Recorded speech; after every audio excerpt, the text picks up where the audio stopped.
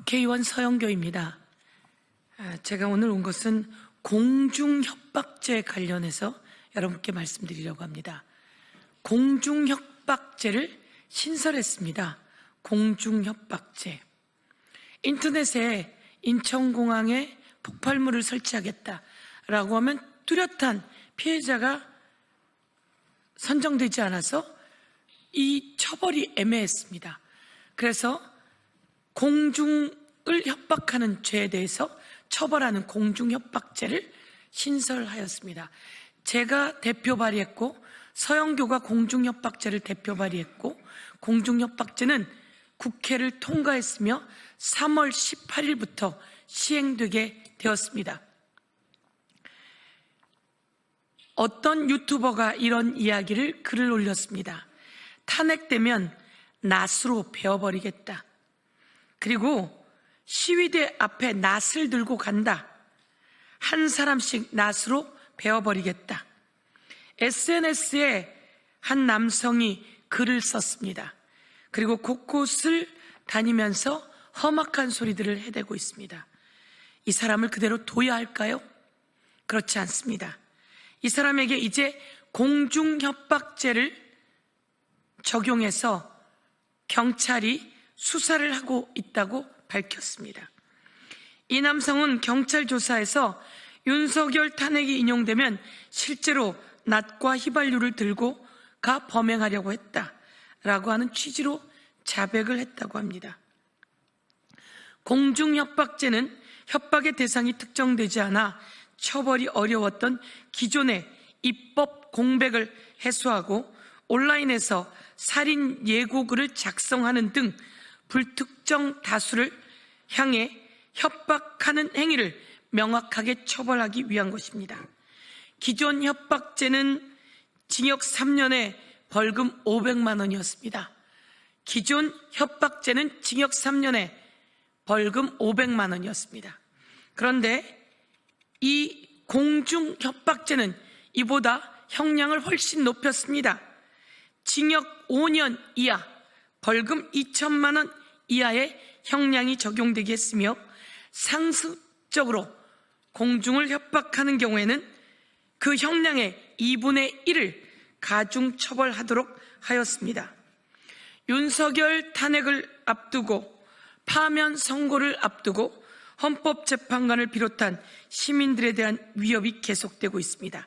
이 역시 모두 공중협박죄에 해당됩니다.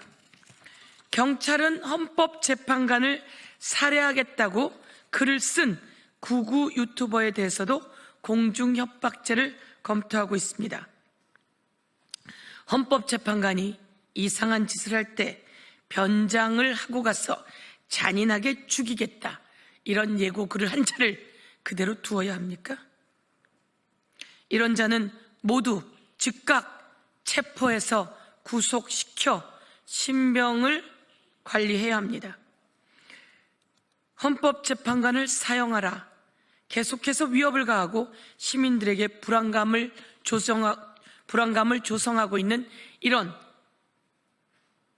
유튜버 그리고 협박범들을 모두 공중협박죄로 강력하게 처벌하고 몇 번에 걸쳐 이런 일이 계속될 시에는 상습이라고 하는 죄 항목을 적용하여 2분의 1 가중처벌해야 합니다. 저는 얼마 전 헌법재판소 앞에서 기자회견을 하는 도중 차량을 확성기를 달아 불법 개조하고 욕설을 퍼붓던 자를 고소했고 종로경찰서에 가서 고소인 조사도 받았습니다. 이 자가 상습적으로 또다시 온라인에 게재하기 시작했습니다. 상습인 경우에는 2분의 1을 가중시켜 버릴 것입니다. 아직도 이런 범죄자들이 거리를 활보하고 있습니다. 경찰과 검찰의 엄정히 수사에 대응할 것을 촉구합니다.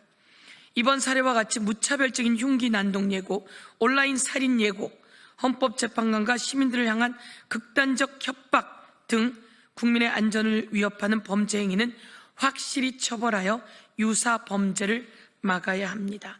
그리고 예방해야 합니다. 안전한 대한민국을 위해서는 엄정한 대응만이 답입니다. 다시 한번 말씀드리면 공중협박죄라고 하는 죄가 최근에 신설되었고 그것은 서영교 국회의원이 대표 발의해서 통과시켰습니다.